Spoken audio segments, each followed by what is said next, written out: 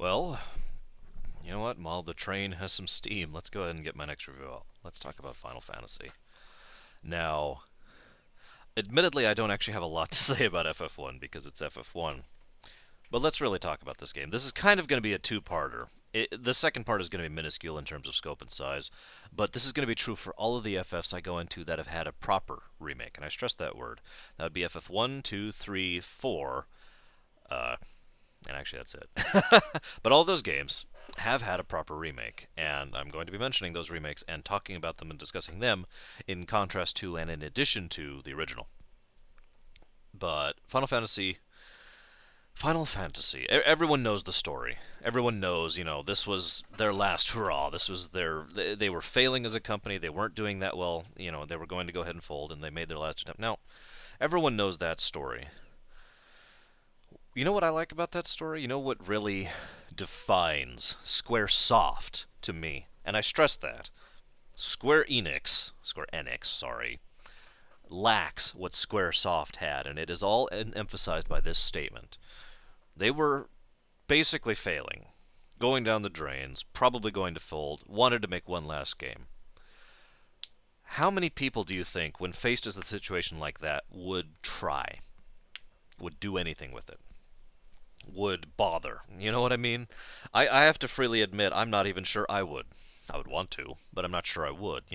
If I don't know, knew I was going to be fired in a week and 2 days, uh, theoretically, would I still put forth my full effort at my job? Would I, and when I say my full effort, I'm not talking about the status quo here, okay? Would I really work to make this last few weeks my best weeks? Would I really try and go out with a bang? Would I really try and do the best thing? You see what I'm saying here? Isn't it more likely that what someone in that situation would do would just be like, okay, let's try, and at the very most do the status quo and just do an okay game? What defines Squaresoft is the fact that they were faced with a situation where this was probably the last work they were going to work together on and possibly have to do with at all in the video game industry, and they put forth their very best. They knocked that one out of the park. It's there. It's present. It's obvious. Even in a game that old, when you look at it and you look at the era and you look at the circumstances, the innovations they came up with, the design choices, the creative methods they had of getting around the problems they had. There were so many problems with making that game. My favorite example of this is the save. NES games generally didn't save. I mean, obviously they could, but much smaller chunks of data than what FF was going to require. And yet they somehow found a way by basically tricking the hardware, or actually tricking the software via the hardware in order to getting the hardware to actually to save the data. And I'm not going to go into the specifics, but the fact that they had to find out a workaround in order to get it to save really speaks to this game. The fact that the game was huge. Oh my goodness, especially for the time. Final Fantasy was a gargantuan game in a time when most NES games, even really good NES games, were a couple hours. Usually you'd beat them in one sitting, you know? Even the really hard ones like Ninja Gaiden or the original Castlevania, yeah, you sit down and you play the game and you either beat it or you lose, you know. Final Fantasy was a huge game. And speaking as a composer, it's a very unusual problem when you're faced with the concept of, okay, I want to make a song with this. If now, this is a writing tool I've discussed as well. You have to write something within these confines. It's a way of expanding your own creativity and getting some good experience in. Basically, how it works is you limit yourself. You artificially limit yourself, and you say, I want to make something good, but it has to be done with these three things. Dot, dot, dot. Now, Nobuo Metsu, I apologize if I'm pronouncing any of these names wrong, by the way, had four channels, I believe. It might have actually been three, and 8-bit noise, basically, in order to make a soundtrack, and did it. And it is actually music. It's not the greatest music I've ever heard, but the fact that it was clearly and noticeably music, and the fact that they actually pulled something out of that, the story, the fact that there was a story, actually, is really what I want to go into here. The fact that there was a plot. Okay, I don't even know where to begin. There's so many things to talk about here. Final Fantasy really came, initially you have the feeling of just being an adventuring party, right? There's a reason that they chose Final Fantasy is one of two FFs and technically only one, the only FF where you play full avatars. You are not playing any characters. They have no names past what you give them. They have no personalities. They have zero lines in the whole game and effectively no impact on anything other than the fact that they are the player characters. In other words, what you are playing is essentially D&D, if you're following what I'm saying here. You're sitting down and playing tabletop. It's just on a video game, and that was a relatively common thing. You know, you just to not have a story-based thing, to just be going and adventuring. It's worth noting that Final Fantasy, for about the first half of the game, is essentially one long fetch quest. You know, you go fight Garland, you go back, and then you go find out about Matoya. And then every step after that, for quite a ways, is all about getting Matoya her orb. First you go to Bike, or Bic, if you prefer, then you get the ship, then you go to Elfland, and then you find out about the crown, and then you go get that back to him, all of this is all of that sort of thing. It's just adventuring. It's not until you find out about the rot and find out about the Earth Fiend and the Lich and the whole thing with that the actual plot, the story starts to come into things. Final Fantasy is also. I'll get to that in a minute, actually, the holes thing. But one of the other things I want to talk about is Final Fantasy was one of the very first games to really do a plot twist in it. Nowadays, I've said this before. Nowadays, what I consider to be an effective twist is the untwist, which is to say, when nothing happens, when there is no twist. That tends to be more surprising than having a twist nowadays, because twists are so common in all forms of media that we expect it at this point. We see it coming. Back then, twists were still relatively uncommon. That's one of the reasons why all the old twists are the ones I tend to remember the most. Kerrigan from StarCraft. It's not that old, but that's a good example. The whole everything in FF4 is an excellent example here. And I'm not going to name anymore. Obviously, I could say Star Wars on here, but you get the point here. Twists back in the day were a lot bigger of a deal, and having that in a video game was basically unheard of. In fact, I don't think it actually had happened up until that point. I could be wrong on that one. So the fact that and you get to the end and you find out the whole temporal cycle thing, and yeah, it was a bit poorly explained because they had huge space issues with text, and there's a reason why there's so little dialogue in the game. It's because my goodness, there was so little space, literally space memory in the cartridge in order to fit all that text. But so there's some text issues and there was some translation issues, but you get the point across. Garland is chaos is Garland, and you're here to cut the cycle off, which also makes a lot more sense nowadays now that we know about Dissidia, but let's just move on from that one. So ultimately, I think that was really well accomplished, really well done, especially since it's saved basically for the end, for the last boss, which was very effective, especially back in the day when twists mattered. Having that 1-2 punch right there at the last fight really added to the potency of the scene, especially since at that point in time there was no such thing as a last boss song. In fact, that wouldn't exist until Final Fantasy III. Um, but there wasn't even boss music in FF1. But moving on. Another thing they did very well, the holes thing I was just talking about, they literally lacked the ability in so many ways. There are so many things they had to do workarounds around in order to accomplish what they wanted. The engineer's solution, as I like to call it. Well, I can't get to point A from here, so let's make this work, darn it. And actually, an excellent example of that is the last boss, if I might diverge for just a second. The way they did this is beautiful. Each dialogue box, based on the way it was coded, the way the actual software was coded, mind you, this isn't something they could change, could only hold however many lines. That's it. That's all. Never change, right? The way they made the last boss say more, because they had to have the last boss have this plot twist, say more than a few things. They had to have him say multiple lines. And so what they did was they created a sprite right here on the screen. You talk to him, he says his lines, he's wiped from memory, and they create another one right behind him as a trigger. He says different lines, and then they wipe it again, and he moves back again, and then he says the final lines right there.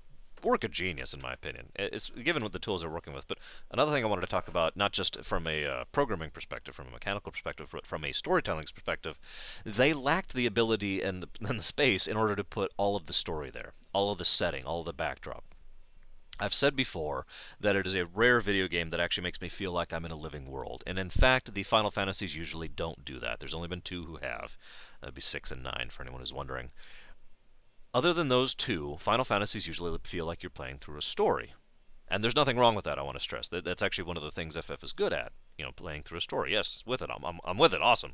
But what they do on top of that is make it feel like that story is a part of a vivid and rich setting. It's not a world, it's not a living place you're interacting with like it is in 9 or 6, or indeed in many other games I could list, which we're not going to go into. But it is nevertheless a place that actually has self-coherence. It is a place that is not just a piece of cardboard with a line drawn through it, if you know what I mean. It's not just the corridor thing. This is a place, this is a setting. And this was true all the way back in Final Fantasy 1. That, Leaflin, or however the heck you say the name of that place, where everyone's just like, Lupa, Lupa, Lupa. The place where you had to get the stone.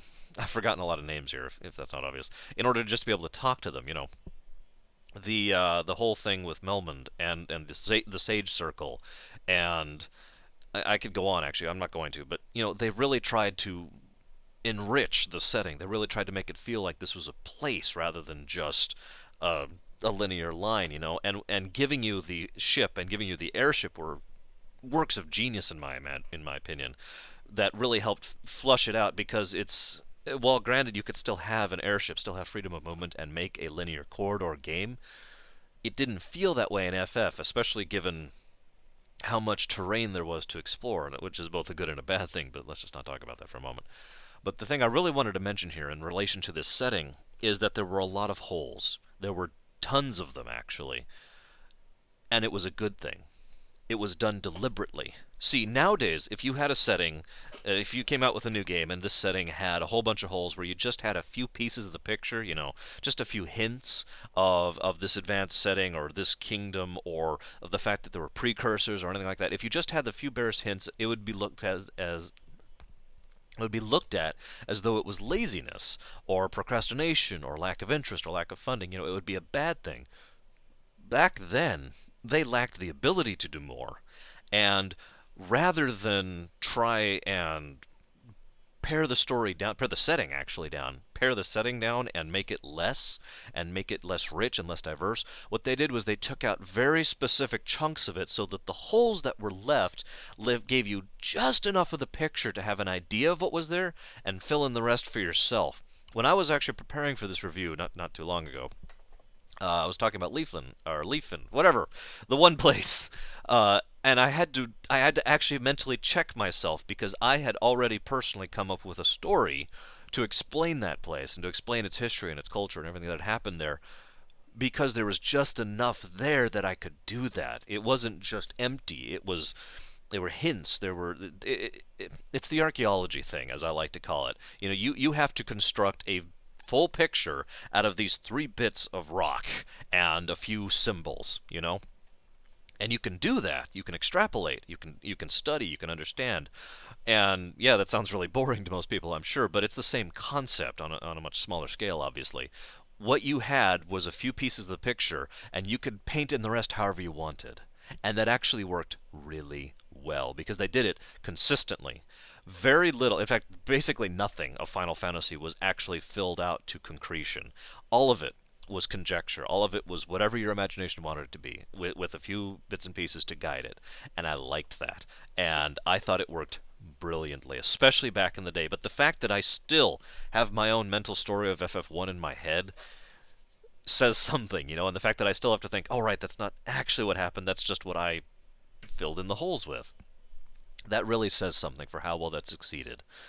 And my goodness, Um, one of the other things I wanted to talk about was the very concept of having what nowadays most people refer to as an RPG system. Inventory, levels, and spells, that kind of thing.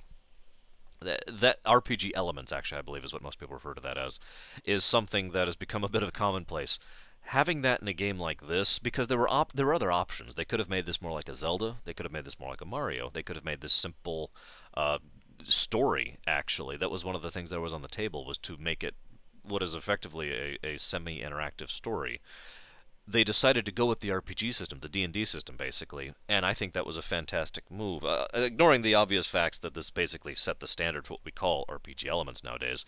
But another game I actually don't remember which one came out first, Dragon Quest or FF, but those two came out pretty close to each other, and both of them decided, for the same reasons, to go ahead and use RPG elements. And I think it was a good move on both parts because there's a reason RPG elements are usually used in games. There's a reason they're successful because a lot of people, myself included, enjoy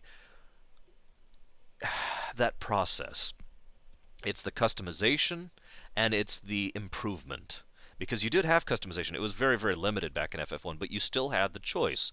It was mostly limited to your party and your equipment, and your spell selection. But those three things were still things you could choose back in FF1. And that customization lets you put a personal stamp on a game, which really helps bring it to the gamer, because the gamer wants to play his game. Yes, he wants to enjoy the story. Yes, he wants to enjoy the combat.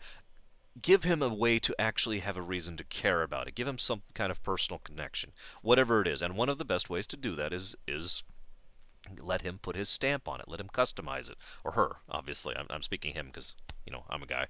But let them, or it, if you prefer, put their own stamp on it, and that's what FF did. And the other reason that's a good idea is, of course, because it is enjoyable to have results, is what I like to call that. That's really what it comes down to. It's not about getting stronger. It's not about grinding.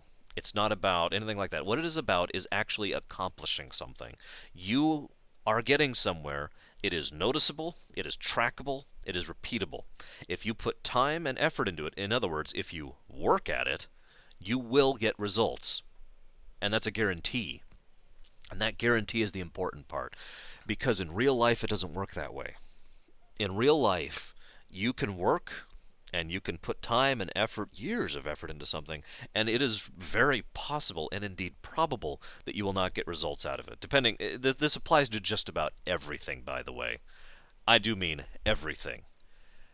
That sort of comfort and certainty that a video game provides by giving you that guarantee of results, as long as you're willing to put the work into it, is one of the appeals of that type of system, and one of the reasons so many people, myself included, really enjoy doing that.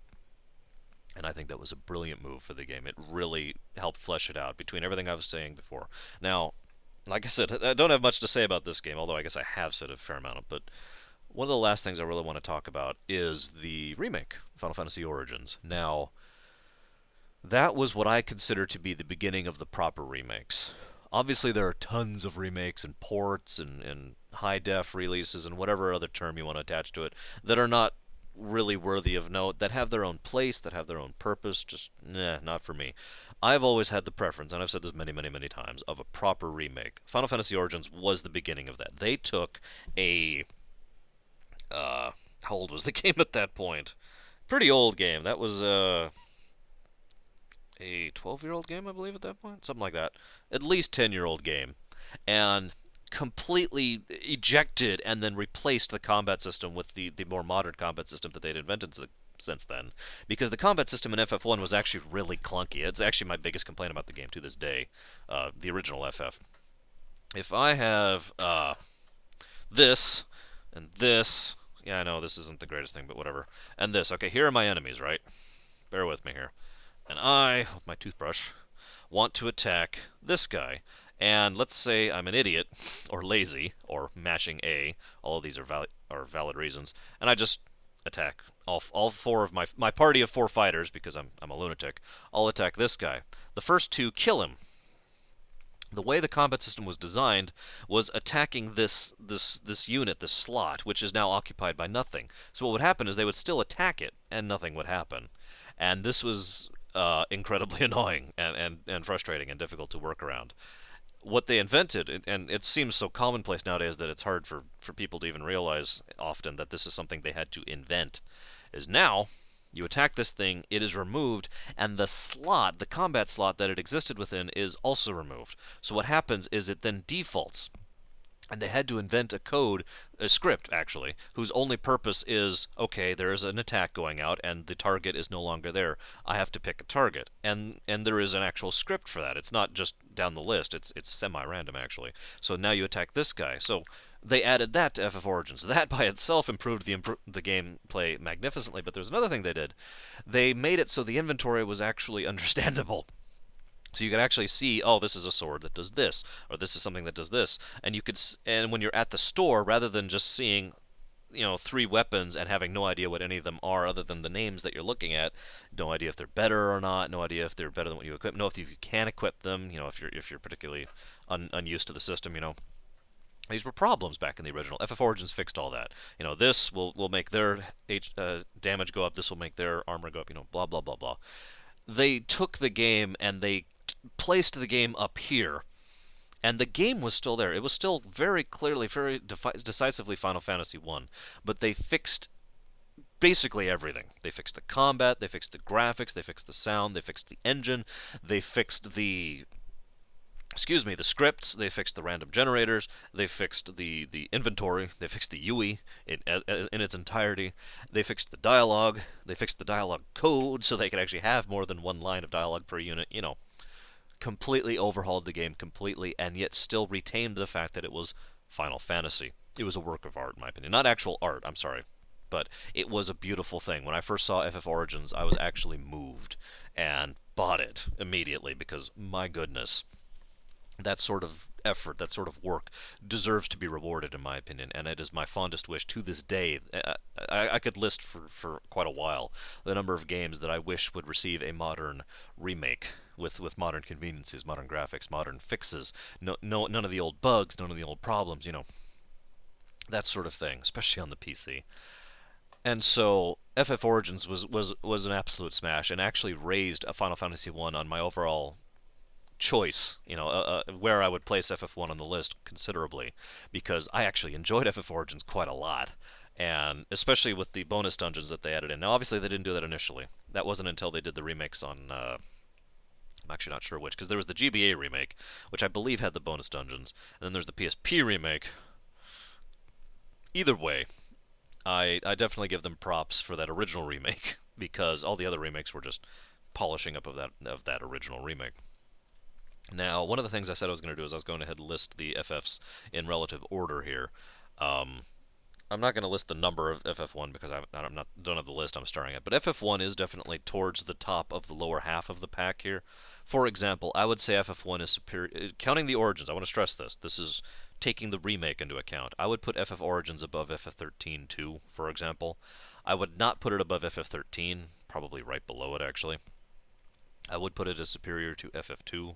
I could go on, but it's right around there, and definitely, well, it's a beautiful example of the Zelda analogy, which I was just using over in my Skyward Sword review, and the fact that there hasn't been a bad FF game, in my opinion, still to this day. Some of them have certainly gotten down to the good range, but in my opinion, FF Origins, FF1 is not good. It is great, and I still enjoy replaying Origins to this day, and I really can't give much more of a compliment than that. So, like I said, didn't have much to say. It's Final Fantasy One. What do you want from me? But definite props to everyone involved. Definite props to the story, the directing, the writing, the art, the massive amount of art in that game, the programming, and the massive amount of programming. Amazing game, and God, if you haven't picked up FF1 yet, pick it up, please. Seriously, I mean this sincerely. At least give it a shot, and definitely try the remake version, though. Definitely, because you want those modern conveniences, and you want to experience the game as, frankly, it should be experienced. But that's FF1, and I think I'm going to go ahead and go do some paperwork now. So I'll talk to you guys later.